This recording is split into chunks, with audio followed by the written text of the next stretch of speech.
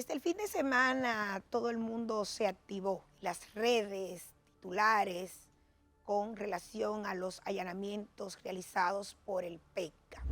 El PECA ahora presenta acusación contra 3 funcionarios importantes del PLD, incluyendo al que fue su candidato presidencial, Gonzalo Castillo. Dice la señora Jenny Berenice que es una investigación histórica sin precedentes, algo nunca visto, blindada. Palabras que ya hemos escuchado de otros procesos, de otras operaciones, que al final han quedado en nada. Pero en esta ocasión ella asegura y afirma que todo está blindado, que hay más que pruebas, y el que lee el dispositivo, pues entiende que hay una maraña y que es algo que realmente así nunca visto, pero eso está en los papeles. Vamos a ver si puede el Ministerio Público sustentar ante los jueces esa acusación, que es ahí donde siempre está el problema, que es una novela, que es una bulla, que es un show mediático, que es un populismo, un vedetismo judicial, y al final los casos se caen. La señora no ha logrado una sola condena con esos casos que ha presentado. Y ya ustedes saben lo que pasó con la operación 13 de la lotería. Pero esta vez vamos a ser prudentes, vamos a dejar que el tiempo corra y que haga su trabajo en los tribunales. A ver qué pasa. Ya yo tengo una idea de lo que va a pasar, pero no voy a cuestionar por ahora más nada sobre esta investigación. Vamos al reporte. Estoy totalmente en apoyo a que aquel que metió la mano y que ha creado hoyo fiscal y problemas para los ciudadanos, pues que pague. Que metió la mano, que pague. Ahora, con lo que no estoy de acuerdo es con que se violenten las formas ni los procesos y con que esto se vuelva un show y que al final no haya ni dinero ni tampoco ninguna consecuencia para el presunto corrupto. Con eso yo no estoy de acuerdo. Pero vamos a ver, vamos a dejar que el tiempo transcurra. O sea, dejar que el tiempo transcurra. A ustedes vean a continuación el famoso entramado Calamar, otro nombre marítimo, y una nueva operación que pone al desnudo supuestos actos de corrupción que envuelven más de 19.000 millones de pesos sacados del erario público. Adelante, producción.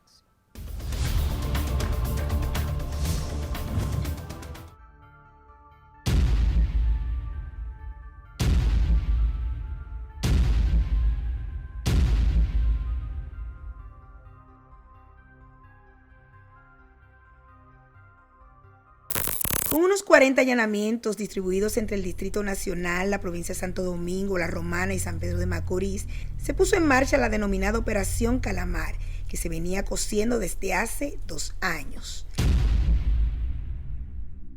Miren lo que se hace aquí. Se allana, se apresa y después se investiga. Por eso es que los casos se caen. Es la 6ª operación o saga judicial que ejecuta el Ministerio Público Independiente. Y yo creo que este es el momento en que la justicia haga su papel, independientemente de quién esté gobernando el país, sea el partido que sea, y sea quien sea que esté en el Palacio, y sea quienes sean que estén en el Congreso Nacional. El Palacio de Justicia de Ciudad Nueva vuelve a ser la estancia de paso de señalados corruptos o de presos políticos. El golpe avisará. Un dispositivo de solicitud de medida de coerción de unas 2.120 páginas y 20 encartados, donde se subrayan los nombres de Ángel Donald Guerrero Ortiz, exministro de Hacienda; José Ramón Francisco de Jesús Peralta Fernández, exministro administrativo de la Presidencia; y Gonzalo Castillo Terrero, exministro de Obras Públicas y ex candidato presidencial por el Partido Morado. No, yo espero que la justicia sea lo suficientemente valiente para enfrentar un asunto de este tipo, porque es un asunto que enfrenta obviamente funcionarios muy importantes del gobierno anterior que impone, primero, cabeza fría y segundo, que las pruebas hablen por la acusación. Entiendo que 2 años de investigación es suficiente tiempo para que la avale. Acusados de montar una estructura criminal utilizando varias entidades del Estado con la finalidad de desfalcarlo y tenerlo como rehén de la corrupción. La parte técnica es que se va a ver, es decir, las pruebas, la fiabilidad de las pruebas, los testimonios, los testigos, si son fiables o no, si son confiables o no. Y esas son las situaciones que se van a ver. Y obviamente si estas personas tienen arraigo o no, si tienen peligro de fuga o no, si pueden obstaculizar la investigación o no.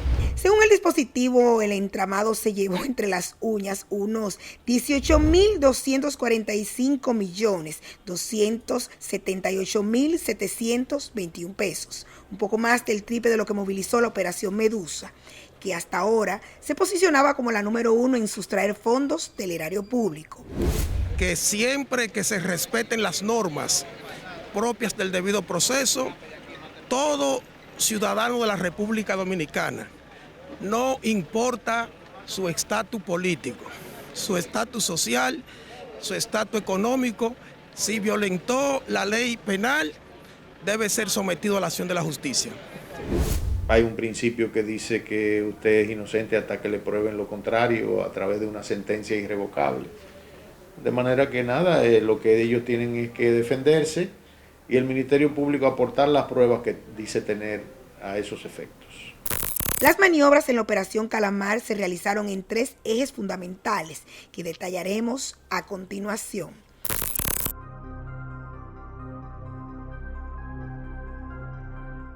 En el sentido político, el origen de la operación tuvo lugar en el año 2019, justamente en el Palacio Nacional.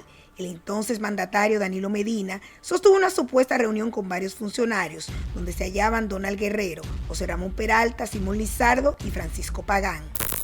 Una vez allí, Medina les instruyó a buscar dinero para las elecciones internas del 2019 y las presidenciales del 2020, en la que su pupilo Gonzalo Castillo sería el contrincante. El PLD no va a dejar las calles. Cuando hablamos de no dejar las calles es porque vamos a acompañar al pueblo en todas sus demandas y que no vamos a dejar que el instrumento al servicio de la democracia en la República Dominicana, este partido de gobierno, lo quiera desbaratar. El primero en mover los hilos del entramado fue José Ramón Peralta, quien a través de Pagán, entonces director de la OISOE y ahora sapo, testigo, colaborador, el jirón de la Operación Calamar, se puso en contacto con el empresario Bolívar Ventura. En su despacho, Peralta le propuso a Ventura pagarle lo que el Estado le adeudaba por unas 30 obras ya realizadas, a cambio de que aportara a la campaña política de Gonzalo Castillo. Nosotros estamos claros de que hay las pretensiones de que el gobierno, para montar su reelección, lo que quiere es utilizar la justicia y la Procuraduría General de la República como arma electoral. Tras eso, Bolívar Ventura, quien también colaboraba con el Ministerio Público, se reunió con Donald Guerrero a los fines de finiquitar la propuesta que anteriormente le había hecho José Ramón Peralta. El empresario aceptó aportar a la campaña unos 200 millones de pesos, pero el exministro de Hacienda le refutó y el monto finalmente acordado fue de unos 527.694.838 pesos. A los fines de maquillar el macuteo entró en juego el encartado Víctor Matías Encarnación Montero, es director técnico de la OISOE. Víctor tuvo la tarea de adulterar la volumetría de las obras.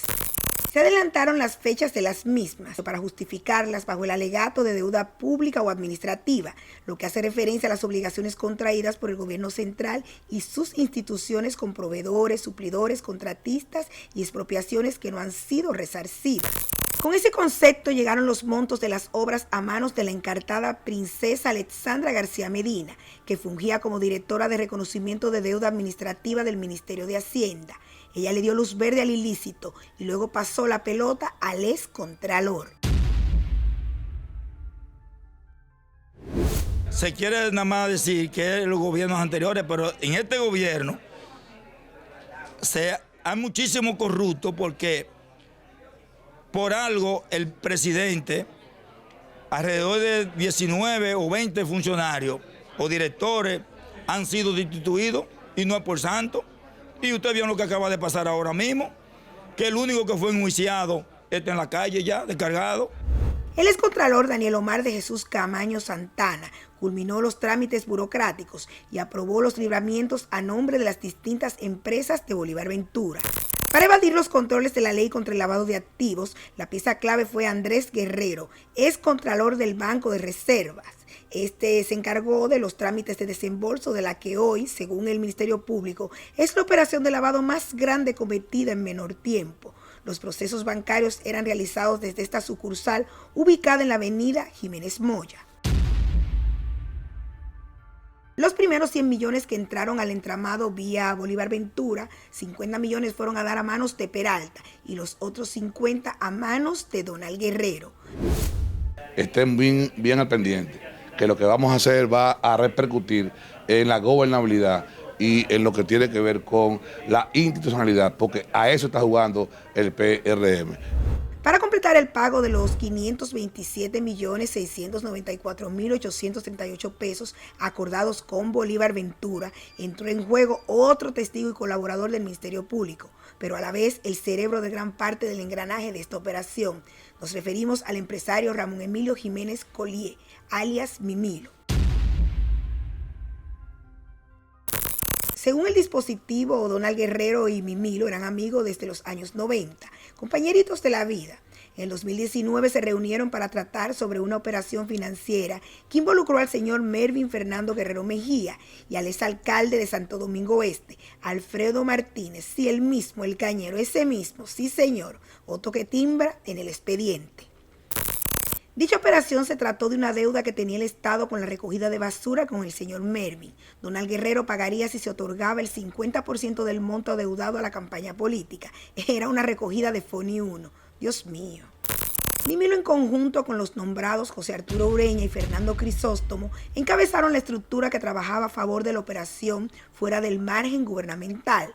Con Mimilo a la cabeza, el dinero en efectivo era entregado en la calle Ceiba número 102, esquina Helios, en un lugar nombrado como La Casita. El Ministerio Público no establece a quién le pertenece la casita, ni la relación que guarda Mimilo con quien sea propietario. En nuestra visita se nos dijo detrás de cámaras que en ella viven unos asiáticos. Los vehículos estacionados enfrente y en los que se subieron unos hombres trajeados justo al momento de nuestra partida aparecen a nombre de dos compañías, Motorplan S.A. y Trust Touristic Transportation, de quienes tendremos reacciones la semana siguiente. Oh, mi Dios. Nosotros llamamos a la población en sentido general, a los PLDistas, a los PRMistas, a los PRDistas, a todos los militantes de todos los partidos. Miremos hacia Perú. Se ha complicado Perú porque el gobierno o los últimos gobiernos politizaron y judicializaron casos que no debieron llegar. Y hoy Perú está en una situación de ingobernabilidad. En una segunda ronda tomaron otras obras adjudicadas al empresario Bolívar Ventura. Le agregaron ubicaciones de cierre y trabajos que no fueron realizados. En esta vuelta sustrajeron de las arcas del Estado unos 704.298.350 pesos para la operación. Dios mío. El monto total de los libramientos que salieron de la Contraloría a favor del señor Bolívar Ventura ascendió a unos 2.185.489.598 pesos, de los cuales 231.993.188 pesos quedaron en manos de la operación. Los restantes 953.496.410 quedaron en manos del empresario. Y vale preguntarse, ¿será cierto que las obras que le adeudaba el Estado realmente tenían ese valor? Al que más le debe preocupar la paz social, la paz política, es al gobierno. Si no se observa esto que pudiera desencadenarse a partir del día de hoy, el gobierno va a pagar las consecuencias. Cabe señalar que en el dispositivo no se menciona específicamente las obras a las que se le alteraron las volumetrías y cubicaciones, ni en qué medida se alteraron. Se desconoce si los argumentos del Ministerio Público se basan en alguna auditoría, que tampoco se menciona. Qué extraño, ¿verdad?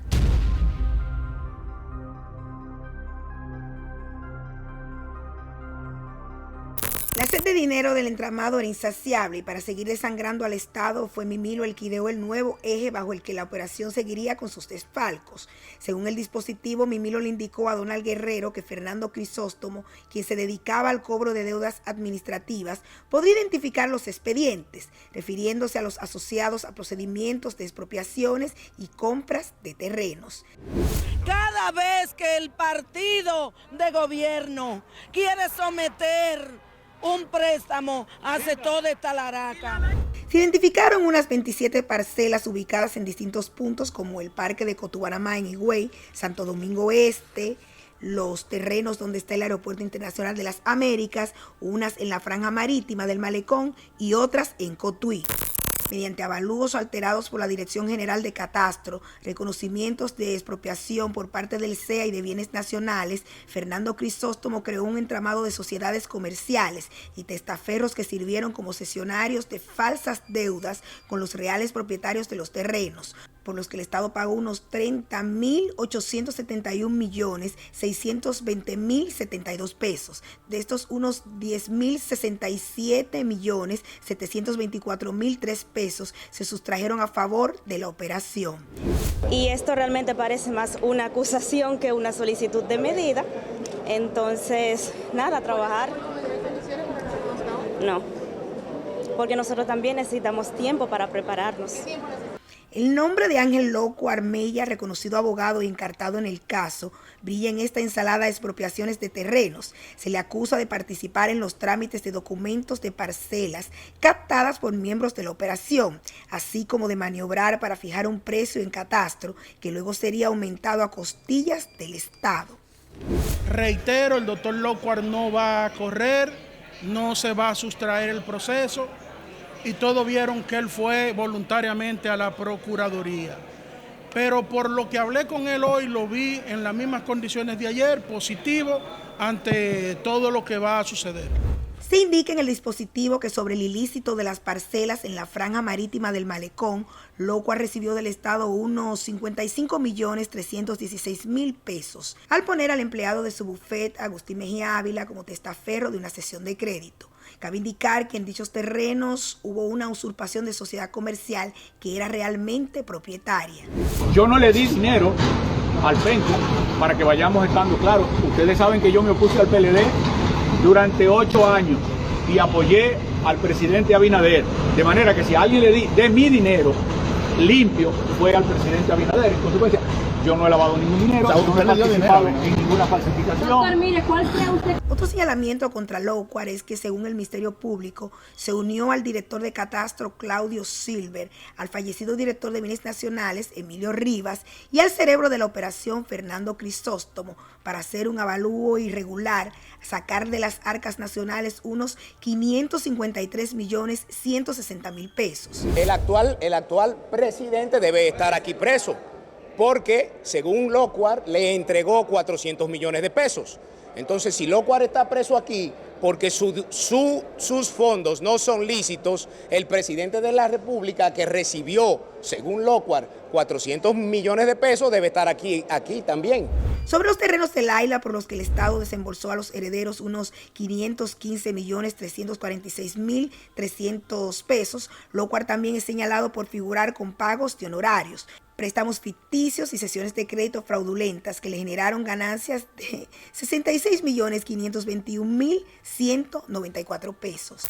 La copa se rebosa con una supuesta cesión de crédito que le hiciera la señora Delia Escoto en el año 2019, la cual le generó ingresos de 61.841.556 pesos. El hecho curioso es que la señora en cuestión falleció en el 2012. Y entonces, Ángel, ¿cómo va a ser? 2019 y la mujer muere en el 2012. Bueno. Locuar baila en la operación con unos 183.678.750 pesos, a lo que se suma la parte que le pudo tocar del avalúo irregular que no se especifica en el expediente. Los fiscales están predispuestos los fiscales tienen persecución en contra del PLD. Eso es evidente. O sea, no hay que ser muy un genio para saber que hay una persecución política en contra del Partido de la Liberación Dominicana. Pero además, todo el mundo sabe que Abinader está cayendo en las encuestas. La popularidad de Abinader está cayendo. O sea, que Abel Martínez, que es un fenómeno político, está remontando en las encuestas. Entonces, precisamente, se procura tumbar la popularidad de Abel. Entre las empresas relacionadas a Fernando Crisóstomo, que fungieron como cesionarias de las deudas del Estado con los propietarios de varios terrenos, figuran BXT Dominicana, Prominex Multiservicios, Reduce Consulting, entre otras, las cuales fueron disueltas e inmediatamente recibían los fondos en sus cuentas. ¡Qué chulo! El dinero era retirado por varios testaferros, entre los que se destaca Juan Alexander Tapia Holguín, chofer de Mimilo, quien retiró aproximadamente 2.000 millones de pesos de la operación. Nosotros estamos aquí porque el PLD está claro de que esto es una persecución política, rastrera y miserable, dirigida desde el Palacio Nacional con su Ministerio Público. A esas alturas el dinero le llovía a cántaros al entramado. Crisóstomo se encargaba de hacerle la entrega a Mimilo, quien a su vez hacía las reparticiones a los beneficiarios finales en la casita, o personalmente como lo hizo con Gonzalo Castillo, que según el Ministerio Público recibió en efectivo unos 3.812.000 pesos acomodados en maletas y bolsas. El exministro de Obras Públicas recibía su aporte en sus oficinas comerciales, ubicadas en el edificio Gansa 6, piso 7. Esos de dinero, también el PRM y el presidente también ha recibido dinero en su momento. Nuestro compañero Gonzalo se demostrará en la justicia su inocencia y nosotros confiamos en Dios y en la justicia dominicana, y él y los compañeros saldrán libres porque no son culpables de nada de lo que se le cuestiona, que esto es meramente político. Que nunca lo han citado, lo citan y lo dejan preso. Nunca le han preguntado sobre esto, que este expediente prefabricado, y yo creo también que son presos políticos. Que habrá que ver cuánto recibió Luis Abinader de toda la gente que le dio dinero y de sectores dudosos, y lo que recibieron otros candidatos. Bueno, en lo que se aclare el asunto, una cosa sí es cierta: con tanto dinero de por medio, podría entonces tener sentido la ostentosa campaña política que llevó a cabo el Penco. El hombre daba pan, gas, productos de belleza y trajo centenares de dominicanos que estaban varados en otros países durante la pandemia. El servicio que dio Gonzalo Castillo al pueblo dominicano, no solamente cuando era candidato, sino antes de ser candidato, era algo extraordinario. Y durante la pandemia, el que mejor servicio prestó al país fue Gonzalo Castillo. Está de manera bien clara. Entonces, de manera alegre, de que porque supuestamente recibió un dinero de la campaña, vienen y lo entrevistan y lo detienen. A medida de que los fondos sustraídos se incrementaban, el excontralor del Banco de Reservas, Andrés Guerrero, dispuso entregar el dinero en un camión blindado. Las valijas salían desde la sucursal del banco hasta el parqueo de la oficina de Mimilo, ubicada en la Torre Intempo del Distrito Nacional. Cabe señalar que Mimilo se vio favorecido con unos 700 millones de pesos, producto del desfalco. Hasta ese punto, tanto Gonzalo Castillo como José Ramón Peralta, reconocidos en la operación con el codinome oficial, se habían lucrado de unos 7.066 millones de pesos entre los dos. En una ojeada a las declaraciones juradas de patrimonio de los principales implicados, notamos que al salir como funcionarios, sus bienes tuvieron aumentos, pero no se equiparan a lo que aparentemente desfalcaron al Estado. Gonzalo Castillo entró a Obras Públicas con una declaración jurada de 616.643.563 pesos y a su salida mostró 943.951.797 pesos para una diferencia total de 327.308.234 pesos. Esto es un ministerio público que nos hemos dado cuenta que está al servicio de la repostulación, es un ministerio público manipulador, es un ministerio público subjetivo, porque de 23 destituciones que hay de este gobierno, no hay más que uno sometido que fue declarado con un no al lugar, por lo que no va a juicio de fondo. De su lado, Donald Guerrero declaró en principio unos 787.839.970 pesos, cantidad que a su salida ascendió a los 990.769.210 pesos, para una diferencia de 202.929.240 pesos. José Ramón Peralta es una excepción. A su entrada al gobierno en el año 2012, declaró bienes por un total de 264.150.752 pesos, pero en su cese de funciones presentó unos 244.037.017 pesos, es decir, unos 20.113.735 pesos menos a lo que tenía cuando entró como funcionario. Y entonces, perdió Peralta. ¿Y cómo es eso? Ministerio Público, aclaren esa situación. O Peralta, ¿dónde están los cuartos? Bueno. Este es un caso que supuestamente tiene 2 años y algo investigándose, pero ayer se despacha una fiscal del PEPCA diciendo que ahora es que comienzan las investigaciones. Entonces, ¿cómo es la cosa? ¿Hace 2 años y pico o ahora es que están comenzando las investigaciones? Entonces, vamos a volver a escuchar los mismos términos rimbombantes de expedientes blindados, entramado criminal, estructura criminal, prueba contundente.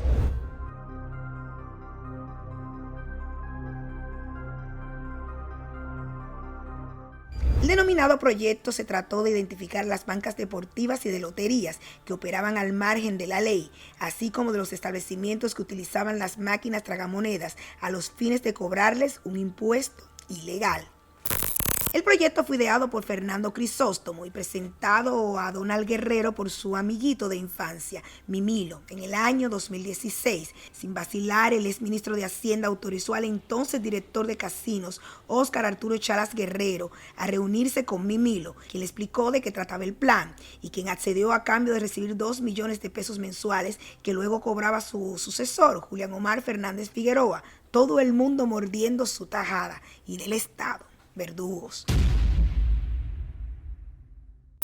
De su lado, Fernando Crisóstomo buscó financiamiento en el hoy imputado Rafael Parmenio Rodríguez Bisonó, quien entregó unos 21 millones de pesos para la compra de camionetas y GPS que serían usados para las inspecciones y el cobro compulsivo a las bancas, que mensualmente debían entregar entre 3.000 y 3.500 pesos. Los ingresos por este proyecto, que empezó de lleno en el año 2017, eran de unos 25 a 30 millones de pesos al mes. Con razón no se acababa el tema de las bancas ilegales y cómo, si era el sostén de este programita. Las 2.120 páginas recogen muchos otros nombres y más actos de aparente corrupción que sustentan, al menos en papel, la operación Calamares, en papel hasta ahora.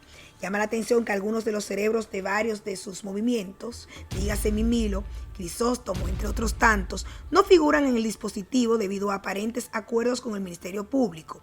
Se valida con esto que ir de sapo es una llave a la libertad, sin importar los crímenes pasados. ¡Qué justicia independiente que necesita de sapos! Se esperaba que a su regreso al país, Danilo Medina tomara un papel activo en defensa de los funcionarios de su gobierno, que cada vez están más cercados por el Ministerio Público. Todo indica que el exmandatario priorizará su salud, pues recientemente le ha sido diagnosticado cáncer de próstata. La operación Calamar sigue su curso y será tema de los días por venir. ¿Qué pasará ciertamente? ¿Se quedará en papeles o habrá sentencias ejemplarizadoras? Hay muchos puntos que no están muy claros aquí. Como que falta gente, ¿verdad?